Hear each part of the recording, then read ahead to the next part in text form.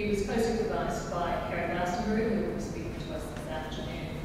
And so today he's going to talk to us about this work of creating non-fiction, words for the heat of the teeth. Coming from a creative writing point of view, at Newcastle University, it's creative non-writing really kicked off in the 80s under people like Paul Kavanagh and Chris Polly to really establish it as a legitimate subject in English, and people like Kerry now are taking it to another level. We've successfully publishing how many? Quite a few months, yeah. Anyway, talking about creating when I talk about creating non-fiction, I mean an esoteric genre, so that it will include extended journalistic narratives, true crime, popular historiography, and all those ghost stories or biographies of sports people and celebrities which you set out. But you've also got contemporary writers such as the Englishman Ian Sinclair, who are taking the genre in a new direction by using archival research, cultural history, psychogeography, archaeology, and local history, and they're curating the past, or the idea of the past, into little unique snapshots, very personal snapshots of time, place, and cultural memory. And I'm going to discuss how similar reimaginings influenced works for Edgar Dealey's. Thanks to the other gentleman for explaining that people on stage, but I don't have to mention that, it's not half the talk. So, despite the ubiquity of internet blogs and social media, many of today's more experimental creative non-fiction texts, they're characterised by writer anxiety about the amorphous and fragile nature of cultural memory in contemporary life. Sinclair's work on London, for example, documents change as being something simultaneously about loss and regeneration. And his London is a fluid city of landmarks, singular crimes, lost streets, lost stories, and constantly changing neighbourhoods. The approach also questions origin myths and cultural traditions, which are kind of stripped back, so you reveal them as the reactive fears and prescient experiments of our ancestors. As we know, even Santa Claus started life as an advertising campaign. So Sinclair and others like him also provoked and framed by view that history's golden age never existed, because human beings will always be brutal and contradictory as they are selfish and astonishing. What all this seems to produce also is a desire to examine the past in terms of the ordinary and the everyday. So by everyday, what I mean is detail about how people clothe themselves, what work they did, their sexual habits, what they drank and ate, what made them sick, their loves, hates, their entertainments, what bored, exhilarated and calmed them, and also, importantly for me, why they committed the crimes they did. Now, the manipulation of these little historiographical and more I'm coming from a creative writing point of view, not a historian's point of view, but these historiographical meanings, when they're transferred into a literary narrative, it's also indicative of a kind of relationship between cultural materialism, theory, and writing. What my work owed a great debt to was the French theorist Michael de Certeau and a 1980 text which he called The Practice of Everyday Life, appropriately enough. And on one level, Certeau continues Foucault's investigations into discourse and how language, etc., is produced and structured and manipulated by everybody from literature to advertising, the law, the media, to academia. And from here, what Certeau basically proposes is a creative response which he calls a perruque. I hope there's no French speakers here. Which is a French white-collar term for employees who use their working hours and their employers' facilities for personal use. Now, perruque, for Certeau, sees writing and history as a creative possibility, which draws attention to those people he calls the every man and every woman of history. That is, the groups he considers to have been sidelined or forgotten by the concerns of legitimate other stories, bigger histories. Now, I want to make a disclaimer here and reassure historians that Certeau's approach does not claim to be revolutionary or definitive, and it is not a postmodern cheap shot and any supposed lack of sophistication in history writing or writers. Its primary aim is to engage with archival and recorded history from an intimate and very micro-historical point of view.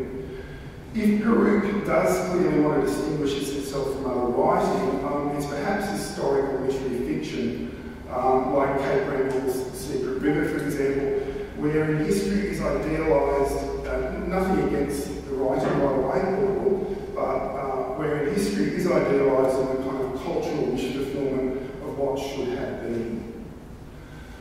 Of course, creative non-fiction is not without legitimacy issues of its own. Despite greater academic scrutiny, the genre can still seem removed from other literary forms. Robin Wallace Crabb noted back in 1988 that creative non-fiction can often seem a parody or at least a black and white caricature of other literary genres. It makes the same claim to refer to life as other genres do, but a good deal more crassly. It makes the same claims about truth and edification, it's more blatant about them. And it brings to the fore all those coarse, nagging questions about whether it is art, form, aesthetic, beautiful and all that, or merely documentation. Actually, I found DeSoto's processes, which I used, they provided a reasonable fail-safe against this, because Peruk is very self-conscious in that it grounds itself in all the tricks and strategies that pervade persuasive writing, that it will use itself to construct a narrative. So any documentary truth that my book might say it generates only finds authenticity through heavy self-censorship and the use of research that will stand up to some kind of scrutiny. As some here today will no doubt experience, research itself can often be its own addictive reward. Soto's approach prides itself on being rigorous with archives and not simply cherry-picking facts to suit a preconceived concept. In this context, the stories in the Peruk test are often organically led by the research and archives. And this is wonderfully explained by Luke Sant, an American writer, in a foreword to his extraordinary cultural history of New York, which was entitled Low Life, in which he said he set out looking for flavour in incident, anecdote and eyewitness, and found sources through offhand references in other works, in obvious places I didn't sufficiently notice, by continuity on library shelves, or scattered among the furniture at church sales in the country. The process was endlessly self-renewing, and I could have gone on forever. I was not, after all, seeking the answer to a particular question, I was travelling. Now, my own similar archival travels involved search for miserly traces of Newcastle inmates and the jailers. On the whole, the stratocracy of the pre-inquiry years meant that individual voices come down was filtered through the didactic and very controlling discourses of court legalese, trials, and of course the hybrid government military administration. To some extent, there were of course extant convict narratives about. For those unfamiliar with James Harvey Vaux, he published a rather wooden confessional memoir in 1819 based around his life as a recidivist professional criminal, which included time at Newcastle inmate during the 1810s. Unfortunately, for me and my purposes, it was a kind of dour, moralising style which treats the pain and drudgery of prison life as an arrogant just desserts for wicked convicts. Things do change though, in a Peruk way, when he authenticates the world of the professional London criminal, complete with the contemporary nomenclature of flash criminal slang. Indeed, Vaux produced a remarkable complementary flash dictionary to help translate this, which was later used, I believe, by magistrates to some degree. And Vaux claims a very rare authority over this to quote, "True it is that in the course of a checkered and eventful life, I have intermixed with the most dissolute and unprincipled characters, and that a natural quickness of conception and most retentive memory have rendered me familiar with their language and their system of operations." The first Steve Jobs, this fellow, fantastic. Devoid of the need, in this instance, to placate bourgeois reading sensibilities, the definitions start to sing to the reader with sensuality, brutality, honesty and dark humour. They bring back Those story probably deserves the separate attention of a keener researcher and historian, but for the purposes of a Newcastle project, he's representative of the fragmented lives that the Newcastle outstation became a nexus point for, both literally and conceptually. As individual character portraits in a creative narrative, these individual convicts or literary characters as they became were intended to create a connection to a time and a place that reflected all its squalor, violence, resilience, desperation and grace. I found it a very mundane and unromantic world of harsh custom and ritual where extraordinary moments occasionally jumped out as if asking to be retold. I'll just recite a short excerpt from the creative. It'll give you a feel about how this was put into practice. For those unfamiliar with the life cycle of the outstation, it's been very well explained previously. So this is actually from around 1818 to 1823, which was Morisset, and just in the years before the penal outstation's second beginning as a free tenor. Rene Descartes said that thinking about something can free a person because the thought is real. That, for him, was the ultimate wisdom of human days, beyond poetry and mathematics and childbirth, and flogging and hunger and great voyages and wealth. We are somewhere because we are somewhere not. The penal outstation tore too many muscles and burst too many backs. It smoked too many pipes and emptied too many bottles in salute of another heavy orange sunset sinking over Sugarloaf's Peak. It sometimes helped to imagine that the idea of another life might exist somewhere else, but while fairy tales are reassuring, drinking is more immediate. While fear of discovery and a constant thirst meant the outstation's illicit peach and apple ciders were never properly fermented, it always killed the taste to remorse till next morning. Colonial drinking was like any other in the labouring world. It soothed aching bones while tricking the mind into accepting another day. Larger quantities released the song and the self from unsubstantiated desires, demons and disappointment. Drink creates a world momentarily unadored, unobjectified, and for the first few drafts at least, bathed in alchemic optimism.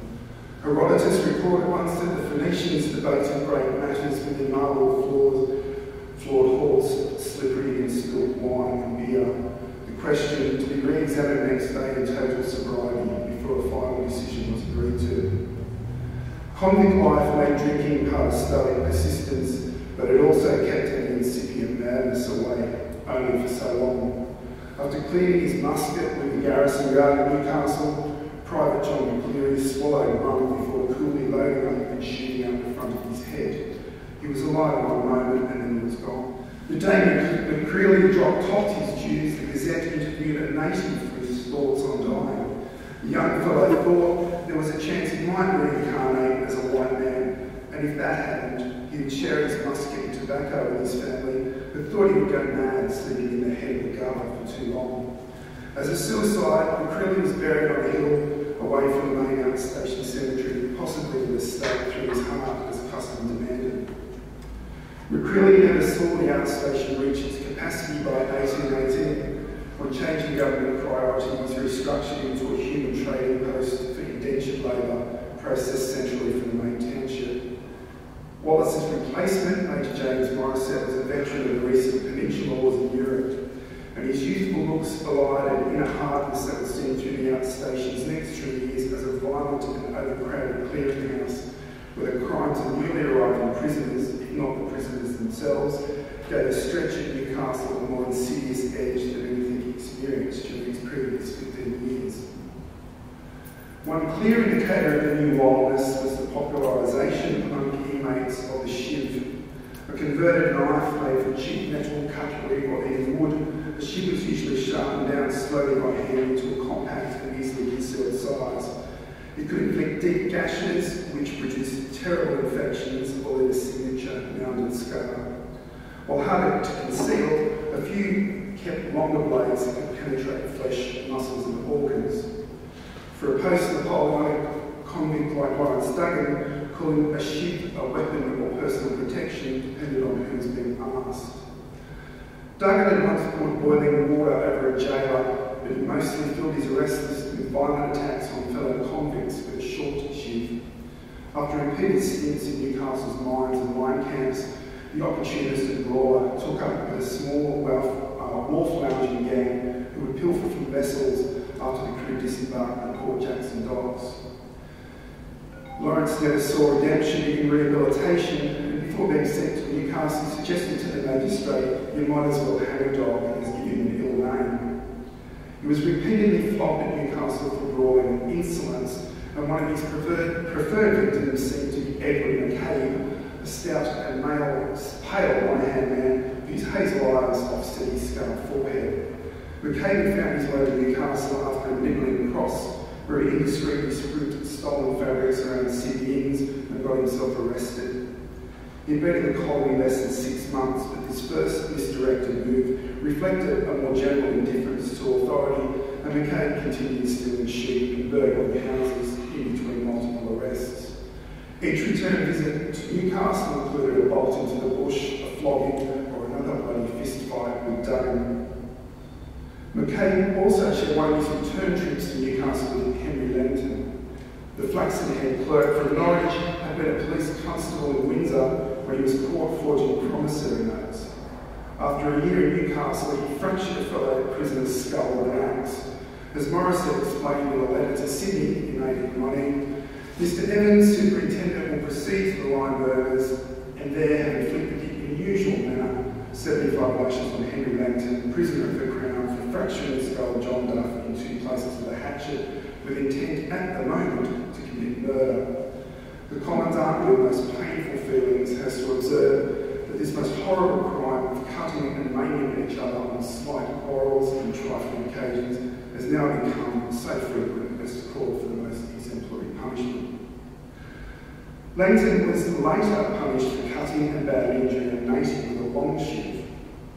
And while these acts suggest a life punctuated with isolated moments as white hot his hair, he continued to present publicly as someone steady and considerate.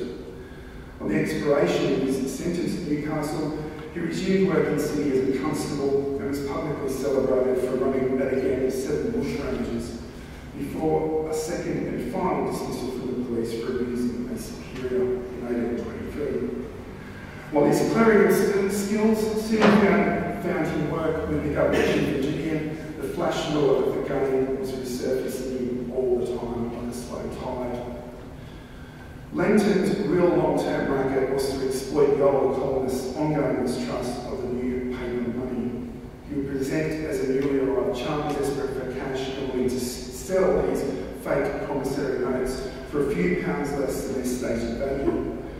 It worked especially well if the mark convinced themselves they were a Samaritan doing a good job rather than exploiting a locked-out stranger on the stretch. But after having fleeced publican named James Crisp, Langton curiously returned a few days later to admit his crime. After being unable to keep a gentleman's agreement to repay the stolen money, he found himself back in a Newcastle chain gang. It was on this voyage up that Langton had yet another attack of black rage and bashed the prisoner in chains next to him. John McCabe was no relation to Edward, and after recovering from Langton's attack in the infirmary, he was removed to the main jail. It was there McCabe added indecent, improper and disrespectful convict to his original charge of sodomy. The outstation's carnivorous jail was tough for most and worse on unconnected mollies, but the classical assistant soon found work homeschooling the children of retired officers and local settlers. In 1822, he was ticketed out and offered the position of schoolmaster at the Newcastle Quarry Prison, but drowned with a dinghy relaying him across the river to his new workplace sank. His broomstick corpse was at first mistaken as branches floating out to sea. Thank you.